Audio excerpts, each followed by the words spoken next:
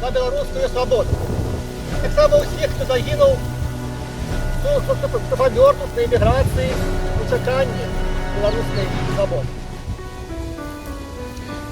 Гэты чалавек, Лявон Рыдлеўскі, нарадзіўся на Случыны ў 1903 годзе. Да беларускага жыцця ён далучыўся вельмі маладым чалавекам, у веку нешта 15 гадоў, учнем Слуцкай беларускай гімназіі у 17-18 годзе. У 1920 годзе, у веку каля 17 гадоў, ён быў адзін з наймаладзейшых удзельнікаў Слуцкага збройнага чыну. Гэтай падзеі Слуцкага збройнага чыну в гэтым годзе мы адзначаем 100 гадоў. Я думаю, мы будем адзначаць яе яшчэ асобна. Я толькі згадаю, чаму яна важная. На Беларусі ў той час было шмат розных паўстанняў супраць савецкай улады. Некаторыя з іх фармавалі нават свае мясцовыя органы ўлады, як улада падпадколенага скажем.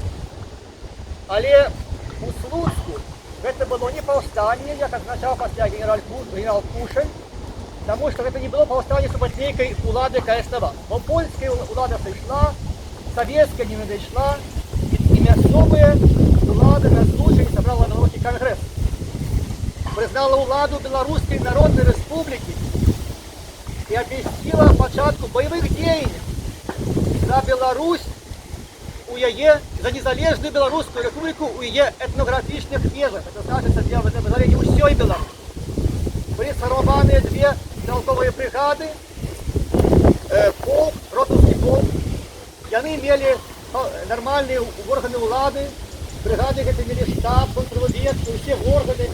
Была нават пачтовая служба палявая.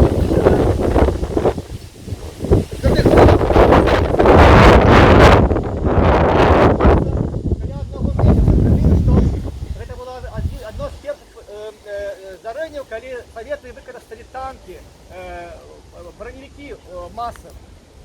Ёсць інфармацыя, што савецкія войскі збіраліся выкарыстаць атрутныя газы, як яны выкарысталі супраць сялян па антонаўскім паўстанні ў самой Расіі.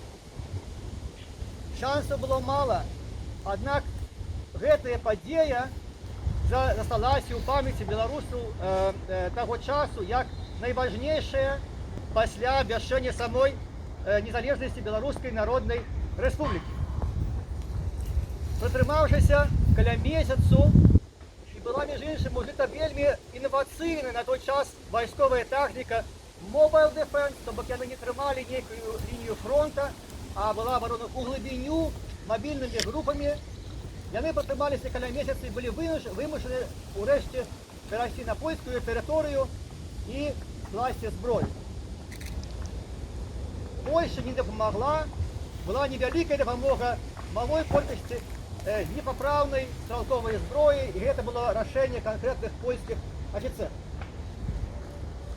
Лявон Рыдлеўскі правёў некаторы час за калючым дротам на польскай тэрыторыі, бо іх не вызвалілі адразу, а пасадзілі за калючы дрот.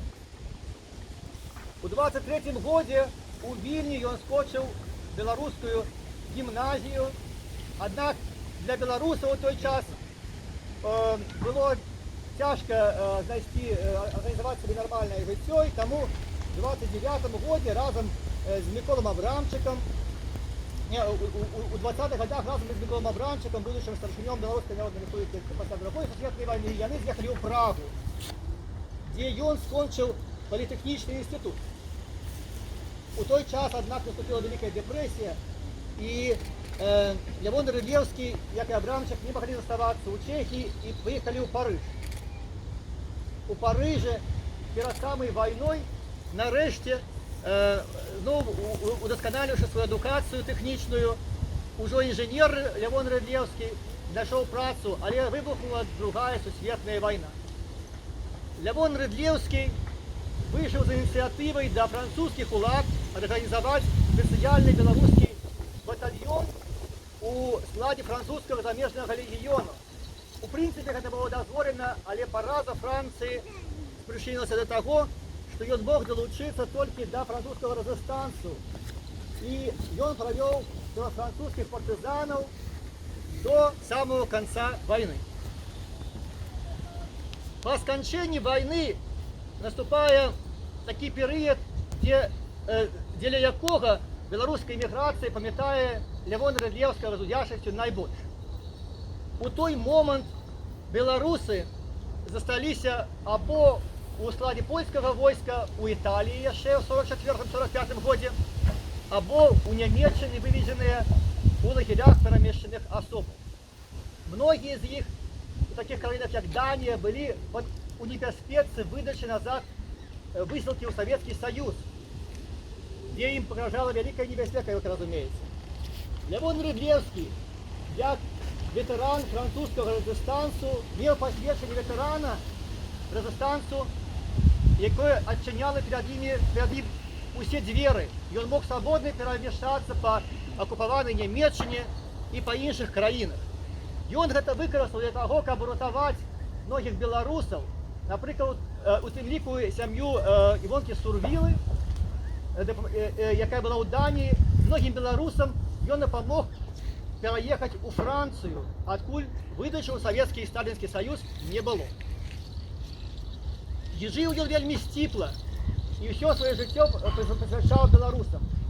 Яшчэ ў 45-м годзе, калі беларускае жыццё было абсалютна разбітае і незарганізаванае, ён арганізаваў выданне першай беларускай газеты паваеннай «Беларускія навіны».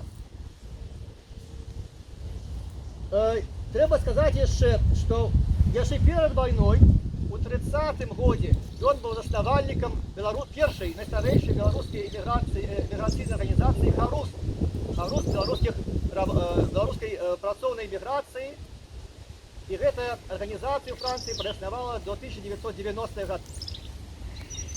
Дык вось, пасля вайны, калі Мікола Абрамчык аднавіў дзейнасць Рады Беларускай Народнай Рэспублікі, яго найбліжэйшым супрацоўнікам стаў Левон Рыдлеўскі. І было гэта ў Парыжы. Левон Рыдлеўскі быў абраны віцэ-прэзідэнтам і старшынём Рады Беларускай Народнай Рэспублікі. У 48-м годзе адбыўся першы з'езд беларускай эміграцыі. Ён адбыўся не ўчора, ён адбыўся ў 48-м годзе. І старшынём сусветнага кангрэсу беларускай эміграцыі быў абраны Левон Рыдлеўскі. У пачатку 50-х гадоў яго здароўе моцна паціснулася, і з дапамогаю Міколы Абрамчыка быў арганізаваны яго пераезд сюды, у Вялікую Брытанію, і ён жыў некаторы час у Марыенгаусе. У 53-м годзе аказалася, што ён мае анкалагічнае захворванне, і 24 кастрычніка 53-го года ён памёр у шпіталі. Засталіся ягоныя лісты са шпіталя, у апошнім з якіх ён просіць святароў беларускай каталіцкай місіі маліцца аб ім. Левон Рыдлеўскі быў набожны чалавек, і памёр ён у двух надзеях. Першай, як усе хрысціяне, ён меў надзею аб воскресенні памерлых, і другой ён меў надзею аб воскресенні Беларусі. У той момант гэтай надзеі былі прыкладна падобнага у нечым гатунку, як ніхто не бачыць на ўласныя вочы, але спадзяецца на воскресенне памерлых. Таксама ніякай надзеі на вольную незалежную Беларусь в 53-м годзе, конечно, не было. І не было і ў 63-м годзе, і ў 73-м, і ў 83-м годзе. Праз 35 гадоў у 88-м годзе упершыню адбыўся мітынг на дзяды і дасталі чырвона-белы сцяг у Беларусі. Дык вось, сёння мы памятаем Левона Рыдлеўскага сярод усіх тых, хто памёр і са зброёю ў руках, паклаўшы сваё жыццё для Беларусі. І таксама памёр на працягу многіх гадоў у чаканні незалежнасці Беларусі, прысвяціўшы сваё жыццё беларускай справе у любы іншы спосаб, у часы даўнейшыя і ў часы нядаўнія. Для таго, каб сёння нашай генерацыі, нашаму пакаленню перашоў у рукі гэты сцяг незалежнай беларускай Беларусі. І гэтая паходнасць. Вечная памяць, жыве Беларусь. Жыве! Ціпла Микола не додав, що це ён знайшов могилу, яка була в занедбаному стані, відновив помник. Коли це Ціпла Микола? Павел Купер обольшивая мои заслуги. Могила была знойдена и этого Анатолия Михновец. Натальей Гордиенко, ведомой доследователь белорусской диаспоры, и Анатолием Михновцом из организации «Белорусская национальная память» в Польше. Коли могила была знойдена в архивах, потому что помник наша организация ЗБВ поставила в 1955 году. Коли могила была знойдена, оказалось, что ніякого помника знайти было уже немагчыма. Помник был сделан из нетрывалых материалов, с корар магов. И мы на том Сергеем провели довольно такие грунтовные вышуки и раскопки. Вот по всех этих вот заростях тут шукаються гэты помнік. І ми його не знайшли. У выніку у 2008 году наша организация ЗБВ приняла решение обновить гэты помнік, выкарыстоўваючы оригинальный, значит, обрыс, як агульную форму, трохи большего померу, и той надпись, який был у 1955 году. Максимально обновить, але з больш тривалого материала вот, традиций. Так что вот в 2010 году в присутствии старшини Рады Белорусской Народной Республики Казахстане Ивонки Сурвилы и великого господа белорусов этот помник был на это теперь моя радость. Отец Сергей, прошу.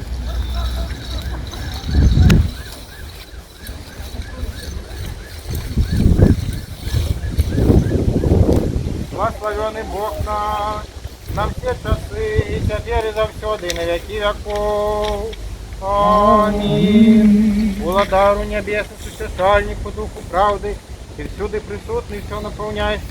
Кармица добра и життя подавшам, приди и поселися у нас, и очисти нас все благо, избав добрые души наши. Святый Боже, святый мощный, святый несмиротный, жалься над нами. Святый Боже, святый мощный, святый несмиротный, жалься над нами. Святый Боже, святый мощный, святый несмиротный, жалься над нами. Слава Ісу і Сину і Святому Духу, теперь и завсёды на веки веков. Аминь. Пусть и Святая Троица жалься над нами, Господи, очисти грехи наши, Владару даруй беззаконие наши, святый наведай здоровье немощи наши, деле Твоего имя. Господи, измилуйся, Господи, измилуйся, Господи, измилуйся. Слава Ісу і Сину і Святому Духу, теперь и завсёды на веки веков. Аминь. Отче наш, который есть в небе, святися имя Твое, приди владарство Твое, будь воля Твоя как у небе, так и на земле. Хлеба нашего ежедневного дай нам сегодня, и отпусти нам провины наши, эти мы отпускаем виноватым нашим. И не вводь нас в спокусу, але избав нас от злого. Бо Твое владарство и сила и слава Отца и Сына и Святого Духа, теперь и завсёды и на веки веков. Аминь. Духом испочилых праведников, души слуг Твоих, Избавителю, супокой, заховай их в счастливым житті, что в Тебе человека любча. Усяли Бог Твой, Господи, где все праведники спочивают, супокой души слуг Твоих. Вот и один и человека любца. Слава Отцу и Сыну и Святому Духу. Ти Бог наш, який в пекло зійшов і розбив окови, що тримали в'язняв. Дай душам слуг Твоїх супокой, теперь и завсёды на веки веков. Аминь. Одиная чистая безвинная дева, что народила без семя Бога, молися за избавление душаў их. Змилуйся над нами, Боже, по Твоей великой милосердности. Молимся Тебе, почуй нас и змилуйся. Господи, змилуйся, Господи, змилуйся, Господи, змилуйся. Яще молимся за супокой душаў заснулых слуг Божих Лявона и всех, кто померли, как жила батьковщина, и как им были дарованы всихние провины, вольные и межвольные. Господи, Смилуйся, Господи, смилуйся, Господи, смилуйся. Каб Господь Бог поселил души их, где праведники спочивают. Господи, змилуйся, Господи, змилуйся, Господи, змилуйся. Милости Божией, владарство небесное, отпущение грехов их, у Христа несмиротного дара и Бога наша, просим, дай им, Господи. Господу помолимся. Господи, змилуйся. Божа Духа и всякое телесное створение, кто завоевал смерть и дьявола перемог, и даровал свету твоему життю, сам Господи, супокой души заснулих слух твоих лявона, які тут спочиває, і всіх, що померли, як жила батьківщина.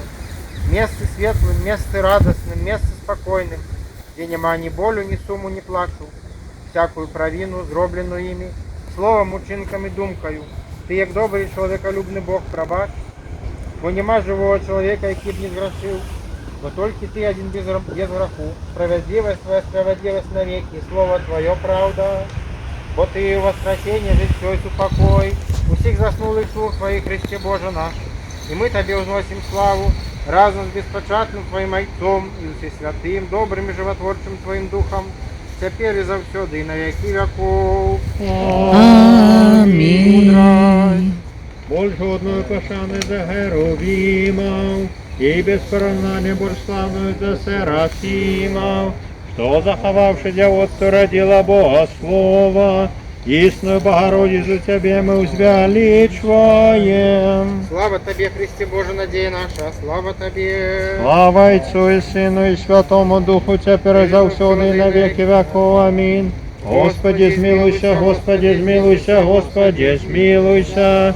Ойче, благослови. Христос, правдивий Бог наш, який у вас кровь мертвых и живыми и мертвыми володає, молитвамися чистої Своєї Матері, святых славных и всехвальных апостолов, святых славных и переможных мучеников, преподобных и богоносных отцов наших, души слугов своих Лявона, які тут спочиває, і всіх, що померли, як жила батьківщина, у жиллях праведних хай поселить, на лоні Абрагама хай супокоїть, і до праведників залічить, і над нами всіми хай змилується, як добрий чоловіколюбець.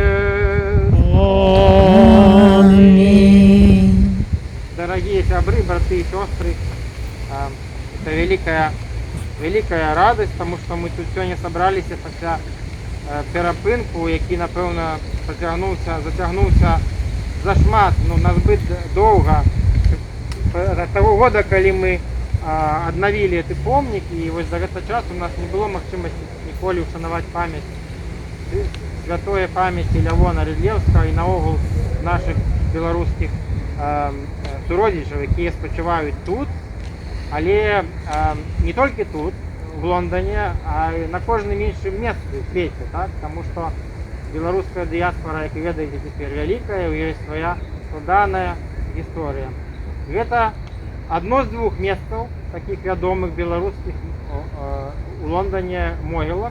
Другое – это могилки Ист-Финчли, где в одном месте лежат все разом святари, біскуп, які з нашої церкви ведаєте в Норфінчлі, і так само некоторі люди, які захотели бути похованим побач з ним. Так що це інше місце. Так само його варто вам навідати, коли у вас буде час, воно нашмат більше. Це справжні могилки, там протягуються поховання зараз. На цих могилках зараз вже не ховають. Ці могилки називаються Святого Панкрата. Ми з вами носили кветки до білоруської амбасади. Як тільки я побачив цей ганок, цю амбасаду, мені одразу пригадалися могилки. Ви ніби вкладали їх на символічну могилу білоруської свободи, так? Всього, що зв'язано за того, що у нас є своє місце, це та могила. Тому я подумав тоді, що це доволі до речі. І пізніше там з'явилися і фотоздимки так само реальних ахвяр. Так що це була справжня могила білоруської свободи, яку там в Білорусі спробують викопати нам. Але ось тут у нас є з вами реальні могили.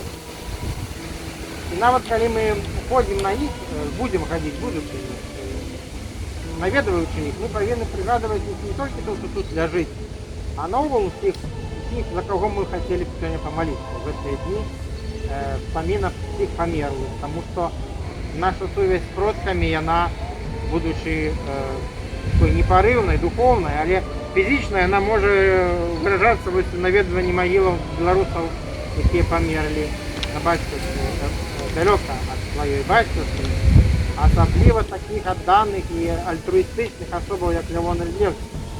Зразумела, у чалавека не было ніякай сям'і, і вось мы з вами тут, это ягоныя нашчадкі, ягоная вялікая на сённяшні дзень сям'я.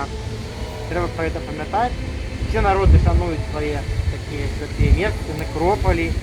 Мы, дарэчы, вельмі, я б не сказаў, што это нормальная рэч, што все маюць у Лондоне нейкія такія месцы, як мы маем беларусы. І царква, і могілкі, і яшчэ ёсць нейкіх месцы. Можете даведацца на гугле, ідзе, якія прадстаўнікі народаў маюць нешта падобнае. Таму трэба гэтым ганарыцца і падтрымліваць гэтую традыцыю, каб агеньчык любові да радзімы і да свайго народу у нас таксама не згас.